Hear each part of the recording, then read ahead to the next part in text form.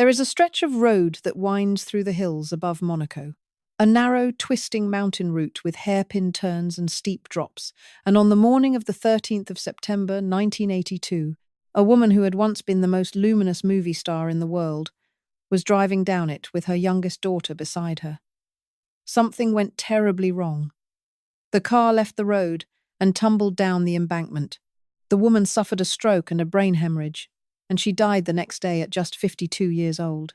Her name was Grace Kelly, Princess Grace of Monaco, and in the passenger seat that morning was her 17-year-old daughter, who survived, and who would spend much of the rest of her life quietly wrestling with the question of why she had lived when her mother had not. That single moment, one ordinary drive down a mountain road, shattered a family that the entire world had spent nearly 3 decades regarding as the closest thing to a real-life fairy tale. Grace Kelly had walked away from Hollywood at the height of her fame, an Academy Award winner adored by millions, to marry a genuine prince and become royalty in a tiny Mediterranean principality.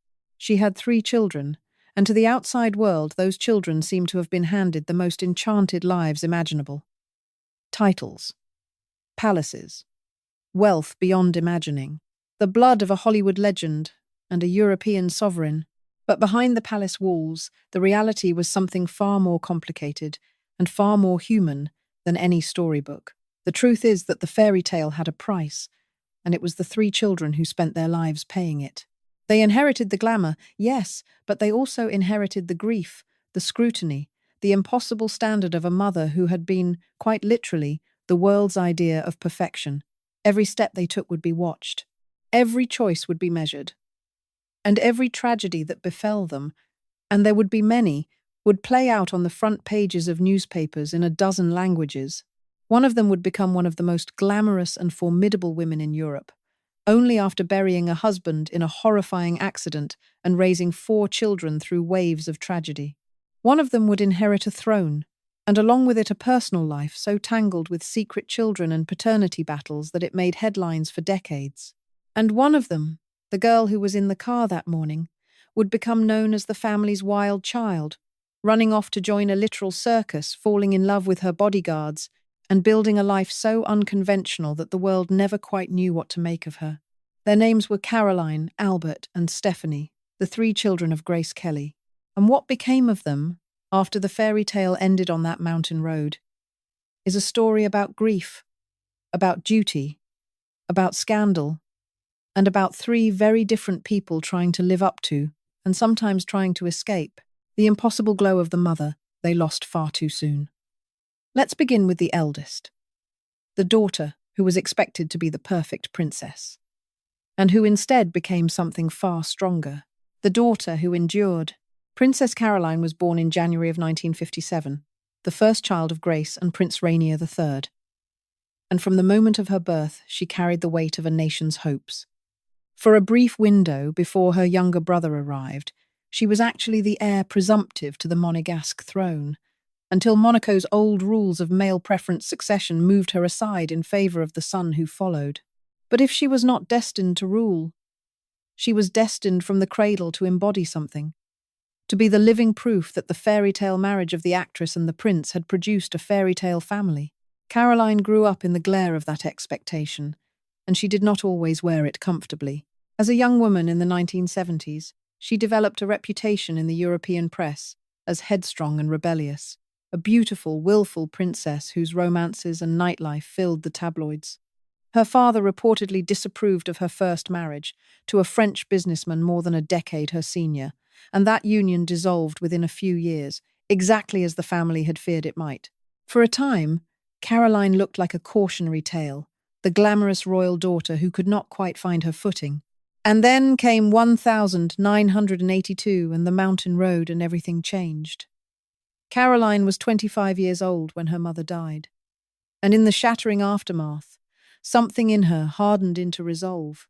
With Grace gone, it fell to Caroline, the eldest daughter, to step into the enormous void her mother had left, to become the effective First Lady of Monaco at her grieving father's side, to take over the patronages and the ceremonial duties and the charitable work that Grace had carried. Almost overnight, the rebellious daughter became the dutiful one. She grew into the role with a poise that surprised many who had written her off, and she has held it ever since, becoming over the decades the elegant, unshakable matriarch of the Grimaldi family. But if her public transformation was remarkable, her private life would test her in ways almost too cruel to believe. In 1983, the year after losing her mother, Caroline married an Italian businessman named Stefano Casiraghi, and by every account it was a genuine love match, the happiest chapter of her adult life. Together they had 3 children in quick succession, 2 sons, Andrea and Pierre, and a daughter, Charlotte. For a few years, Caroline seemed to have found the settled happiness that had eluded her. Then, in October of 1990, Stefano was killed. He died in a powerboat racing accident off the coast of Monaco, thrown from his boat during a high-speed offshore race when it flipped at tremendous speed, and he was just 30 years old. Caroline was widowed at 33, left with 3 small children, the youngest not yet 4. Think about the symmetry of it, and the sheer weight. She had lost her mother in a sudden, violent accident on the water's edge of that same glittering coastline, and now she had lost her husband in another sudden, violent accident on the very sea their principality was famous for. The fairy tale family was beginning to look, from the inside, like something closer to a family marked by recurring tragedy. Sit with that for a moment, because it is almost impossible to fully absorb. In the space of 8 years, Caroline had lost the 2 people at the center of her world, both of them in an instant, both of them to the kind of freak accident that gives a person no warning and no chance to say goodbye. There is a particular cruelty to that kind of loss, the suddenness of it. The way an ordinary morning or an ordinary afternoon can end a life without any of the slow preparation that illness, for all its horror, at least sometimes allows. Caroline had now endured it twice before her 34th birthday. Anyone would have understood if she had simply broken under that weight. Many people, handed far less, do. In the period following Stefano's death, Caroline reportedly withdrew from public life almost entirely, retreating with her children to a quiet village in the French countryside, to grieve and to shield them from the relentless press attention that shadowed the family everywhere. She was said to have suffered such profound stress in that period that her hair fell out for a time, a physical toll that hints at the depth of the anguish she was carrying behind the composed public face. She chose deliberately to give her children something like a normal childhood in those years, away from the palace and the cameras, prioritizing their stability over her royal obligations at exactly the moment she most needed to. And yet, once again, she endured. She pulled her family through. She raised her 3 children largely as a single mother, and she eventually returned to her royal duties with the same steady dignity she had shown after her mother's death. That capacity to be knocked down by the worst life can deliver and to rise, again and again, without bitterness and without collapse, became the quiet signature of Caroline's character, the thing that transformed her over the decades from a rebellious young princess into the unshakable spine of the entire Grimaldi family. Years later, in 1999, Caroline married for a 3rd time to Prince Ernst August of Hanover, a German royal, and the following year she had her 4th child, a daughter named Alexandra. That marriage brought its own difficulties and long periods of separation, but by then Caroline had already proven, many times over, that she was not the fragile princess anyone had once imagined. She was a survivor of the most punishing kind of loss, more than once, and she had come through each time with her back straight and her family intact. Today, Princess Caroline is in her late 60s, and she stands as one of the most respected and enduring figures in European royal life. A devoted patron of the arts, an environmentalist, and a grandmother many times over through her 4 children. Her daughter Charlotte Casiraghi has become a celebrated public figure in her own right, often compared, in her cool elegance, to the grandmother she never knew. When people search for traces of Grace Kelly in the generations that followed, they very often find them in Caroline's line, in the poise, the beauty, and above all the resilience that Grace's eldest daughter turned into the defining quality of her life.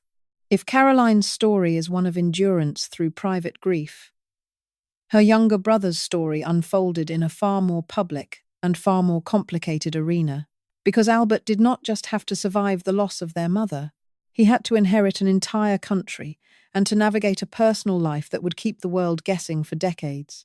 The son who inherited the throne, Prince Albert, was born in March of 1958, the only son of Grace and Rainier, and with his birth came the certainty that he, not his older sister, would one day rule Monaco. From that day forward, his entire life was shaped by a single fact. He was the heir.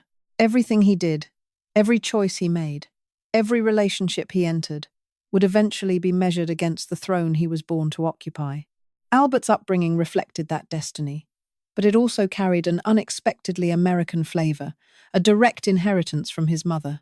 While his sisters were educated in Europe, Albert crossed the Atlantic for his university years, attending Amherst College in Massachusetts, in the same country his mother had left behind to become a princess. It was as if Grace had quietly stitched a piece of her own American identity into her only son, sending him back to the world she came from to complete his education before he took up the European throne that awaited him. He was, by all accounts, a quieter and more reserved child than either of his sisters, thoughtful and a little shy, more comfortable out of the spotlight than in it. In a family of vivid, headline-generating personalities, Albert was the steady one, the observer, the son who seemed to feel the weight of expectation most acutely precisely, because he took it most seriously. He grew into a serious young man with a genuine love of sport, and he did something almost no other future head of state has ever done. He became an Olympian, competing as a bobsledder for Monaco in multiple Winter Olympic Games across the 1980s and 1990s, hurtling down icy tracks at terrifying speeds under his own national flag. It was a striking thing for an heir to a throne to do, to put himself, quite literally, on the line in one of the most dangerous sports in the world, and it revealed a quiet, competitive fire beneath the reserved exterior. But it was the loss of his mother that his family says wounded Albert most deeply of all. Grace had a particular closeness with her only son, and those who knew the family have said that of the 3 children, it was Albert who felt her death most profoundly, who carried the greatest sense of emptiness and abandonment afterward. His own sister later described his pain as the greatest of them all, the one who felt the most alone in the wake of that mountain road. He was 24 when she died, a young man on the cusp of his adult life, suddenly deprived of the parent who had understood him best. For decades, Albert seemed in no hurry to marry, and his prolonged bachelorhood became a subject of endless speculation. He was linked to a long parade of beautiful women, and the question of who would eventually become Princess of Monaco and provide a legitimate heir hung over the principality year after year. What the public did not fully know during much of that time was that Albert had already fathered children, just not within a marriage, and those revelations would eventually reshape the public understanding of him entirely. In 2005, when his father Prince Rainier died, Albert ascended the throne as Prince Albert II, the sovereign ruler of Monaco. And almost as he did so, the carefully maintained privacy around his personal life began to come apart. It emerged that he had a daughter, Jasmine Grace, born in 1992 to an American woman he had known briefly during a vacation on the French Riviera, a woman from a working-class background who had reportedly worked as a waitress. Not long after, he acknowledged a son, Alexandra, born in 2003 to a former flight attendant, a woman from Togo whom he had met on a plane years earlier and carried on a long relationship with. In both cases, the public acknowledgements came only after paternity was firmly established, and in at least one instance the recognition followed a drawn-out legal process rather than a simple, freely offered embrace. These were not the tidy revelations of a fairy tale. They were the messy, real, and very public complications of a man whose private choices had produced children he did not immediately claim. And the timing of the disclosures, arriving right as he took the throne, meant that Albert began his reign not with an unblemished storybook image, but with the full, complicated truth of his life laid bare before the world. To his credit, once the facts were established, he did not run from them. He built relationships with both children, brought them into the orbit of the family, and provided for them, even though neither could ever inherit his crown. It is worth pausing on what those children experienced, because their stories are their own kind of quiet drama. His eldest daughter, Jasmine, grew up in the United States, largely outside the royal world, and has spoken with striking grace about learning, as a teenager, that her father was the Prince of Monaco, and about the strange experience of that fact suddenly becoming public. She has described wanting, more than anything, simply to know her father and to have him know her, and she has built a warm relationship with him in adulthood, along with genuine bonds with her half-siblings. His son Alexandra, too, has spoken about carrying the Grimaldi name with pride, even though neither he nor Jasmine can ever inherit the throne, because Monegasque law requires that an heir's parents be married. In 2011, Albert finally did marry, to Charlene Whitstock, a South African former Olympic swimmer more than 20 years his junior. Their wedding was one of the most lavish royal spectacles of the era, and in 2014, Charlene gave birth to twins, Jacques and Gabriella. In a detail that captures the peculiar machinery of royal succession, Gabriella was born first, by a matter of minutes. But it is her younger twin brother Jacques who is the heir, because Monaco still passes its throne with preference to male children. Jacques is now the hereditary prince, the boy who will one day rule the country his great-grandmother's marriage made famous, and his American great-grandmother Grace Kelly is woven into his bloodline. Albert's marriage has not been without its own public strains. His wife Charlene spent much of 2021 inches South Africa, kept away from Monaco for months by a serious illness, a separation that fueled intense speculation about the state of their union. Through it all, Albert has continued to rule, focusing much of his public energy on environmental causes, particularly ocean conservation and climate change, through the foundation he established in his own name. He has travelled to both the Arctic and the Antarctic to draw attention to the warming planet, becoming one of the more environmentally outspoken heads of state in Europe, and turning the tiny, wealthy principality, famous for its casino and its yachts, into an unlikely voice for conservation.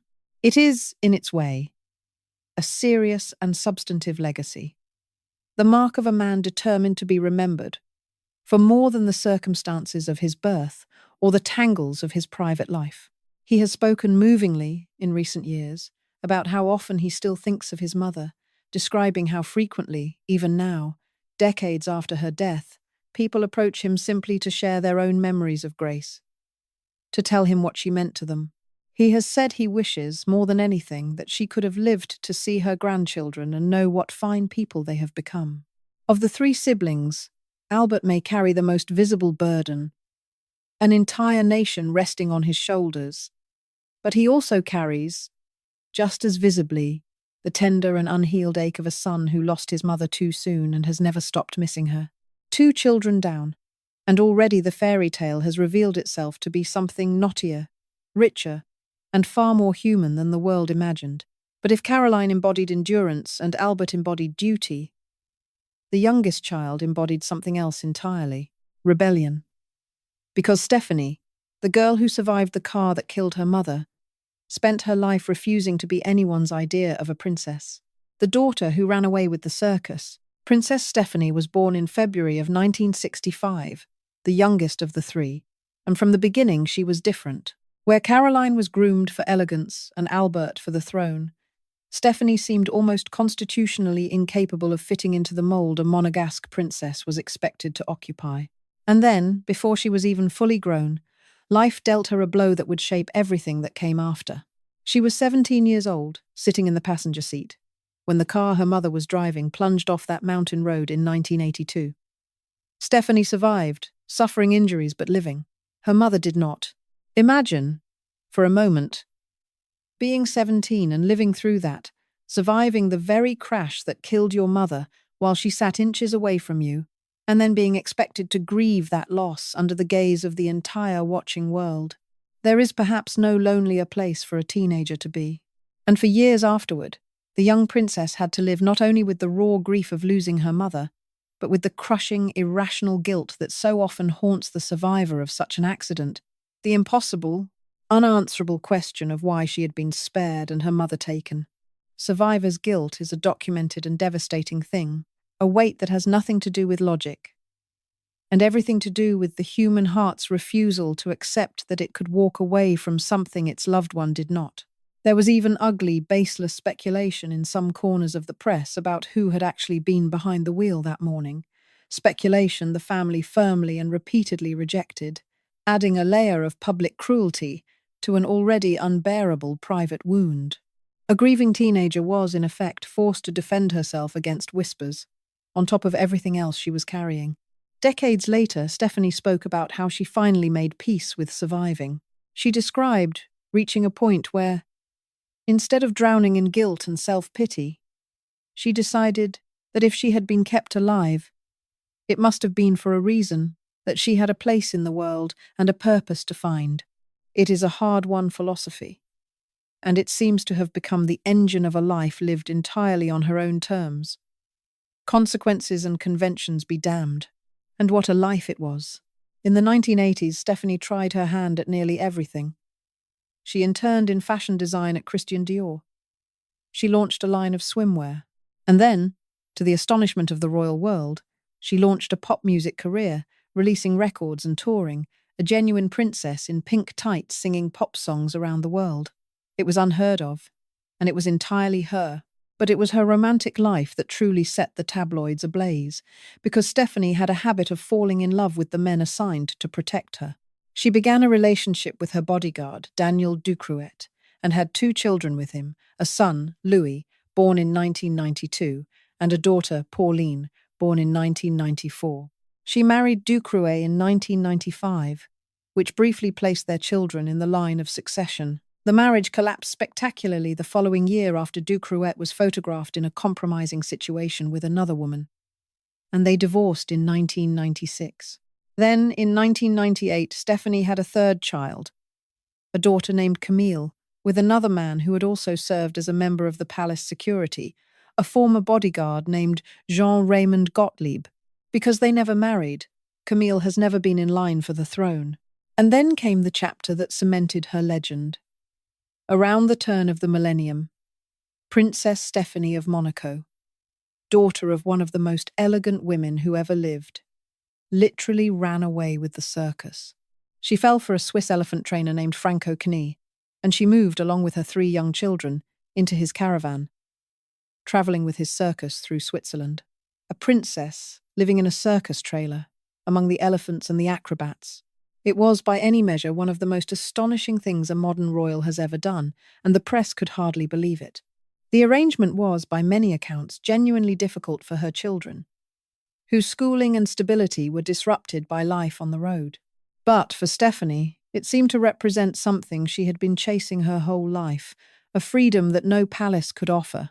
She later married again, briefly, to a Portuguese acrobat she met in that same circus world, before that union too came apart. To much of the public, all of this looked like chaos, the endless romantic misadventures of Grace Kelly's wild child, and it would be easy to leave the story there, as a tale of a princess who simply could not settle down. But that would miss the most important thing about Stephanie, because underneath the tabloid headlines, she was quietly building something genuinely meaningful. In the early 2000s, Stephanie founded a charitable organization dedicated to fighting HIV and AIDS, an association based in Monaco that supports people living with the disease and works to combat the stigma that still surrounds it. This was, in the years she began it, still a deeply stigmatized cause, one that many public figures preferred to keep at arm's length. Stephanie did the opposite.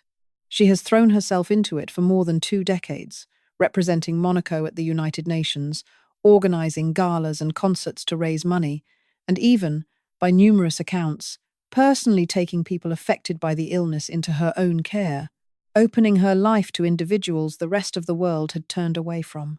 It is serious, sustained, deeply compassionate work, and it stands in striking contrast to the frivolous image the tabloids spent years assigning her.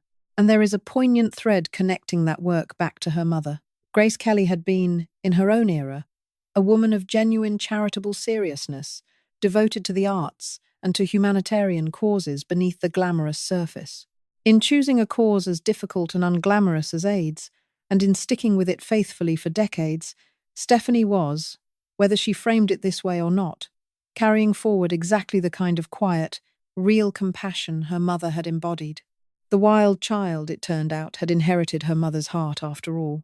She also inherited her father's great passion for the circus, taking over the Monte Carlo International Circus Festival that Prince Rainier founded and built into one of the premier events of its kind in the world. She has championed that world with a devotion that has become central to her public identity, even defending the tradition of circus animals against a rising tide of criticism and personally caring for rescued elephants. Where others saw scandal in her circus years, Stephanie saw a genuine calling, a family inheritance, and a source of the only real freedom she had ever known. Look at the whole of it, and a different picture emerges. Here is a woman who survived the accident that killed her mother, who carried survivor's guilt for years, and who responded not by hiding behind palace walls, but by living with a fierce, defiant appetite for experience, and by pouring real love into a cause that carries the same humanitarian spirit her mother was known for. Her 3 children are grown now, and by every account remain devoted to her. Stephanie has said she regrets nothing, that even her mistakes built the person she became, and that she loves who she is. Of all Grace Kelly's children, she may be the one who most fully refused to be defined by the fairy tale, and in doing so, became the most unforgettable of the 3. Where they stand today, more than 4 decades after Grace Kelly's death on that mountain road in 1982, her 3 children remain the living link between old Hollywood glamour and modern European royalty, each of them having shaped the family's legacy in their own way. Princess Caroline, in her late 60s, endures as the elegant matriarch of the Grimaldi family, a survivor of extraordinary personal loss, who raised 4 children through tragedy, and returned, again and again, to her royal duties with unbroken dignity. Her children and grandchildren now carry the family forward, several of them bearing an unmistakable echo of the grandmother they never met. Prince Albert II still reigns as the sovereign of Monaco, having ruled since 2005, guiding the tiny principality while raising his young twins, Jacques and Gabriella, the next generation of the throne, alongside his acknowledged elder children, Jasmine and Alexandra, who have found their own places in the extended family. He has made environmental protection the signature cause of his reign, and he speaks often and tenderly of the mother he lost. Princess Stephanie, now in her 60s, has settled into a quieter but no less passionate life, devoted to her fight against AIDS and to the circus world she loves, surrounded by her 3 children and, increasingly, by grandchildren. The wild child has become an elder stateswoman of her own unconventional kind, entirely unrepentant about the extraordinary life she chose to live. Together, the 3 of them founded and sustain the Princess Grace Foundation, established in the wake of their mother's death to honor her memory by supporting emerging artists in theatre, dance, and film, a fitting tribute to a woman who gave up her own art for a crown. Through that foundation, and through their own public work, they have kept Grace Kelly's name alive, not merely as a symbol of glamour, but as a legacy of philanthropy and grace, in the fullest sense of that word. What their story leaves behind, it is one of the most seductive fairy tales the 20th century ever produced. The beautiful American actress who left Hollywood at the peak of her fame to marry a real prince and live in a real palace by the sea. And for a while, that is exactly how the world was allowed to see it. A story with a beginning and a middle, but everyone assumed a happily ever after waiting at the end. But there was no such ending, only a mountain road and a life cut short at 52, and 3 children left to carry a legacy heavier than any crown. What their lives reveal when you look past the titles and the jewels and the palace balconies is that no amount of glamour and no accident of birth can exempt a family from the ordinary human catastrophes of grief, of loss, of scandal, and of the long, hard work of putting a life back together after it breaks. Caroline buried a mother and a husband and kept standing. Albert inherited a throne and had to reckon, in public, with the tangled truths of his own heart. Stephanie survived the crash that took her mother and spent her life proving that the accident did not get to define her. There is a lesson in that, and it reaches far beyond the gates of any palace. We look at families like this one, families gilded with fame and fortune and title, and we imagine they must be spared the ordinary sorrows that visit the rest of us. They are not. If anything, the Grimaldi story suggests that great privilege buys no protection from grief at all. It simply guarantees that the grief will be witnessed by millions. Grace Kelly's children were not shielded by their crowns from sudden death, from scandal, from loneliness, or from the long labor of healing. They were only made to endure all of it in public. Under a spotlight, their mother's fame had bolted permanently over their heads. None of them lived the fairy tale, because the fairy tale was never real. What they lived instead was something better and truer. Three complicated, resilient, deeply human lives. Lived in the enormous and beautiful shadow of a mother the whole world adored, and only they truly knew. And in surviving everything that shadow contained, the grief and the glamour and the impossible expectations both, they became something their storybook beginning never promised. Not perfect princes and princesses, but real people, worthy of the extraordinary woman who gave them her name. If you enjoyed this video, please like and subscribe to our channel so you never miss out on more fascinating stories.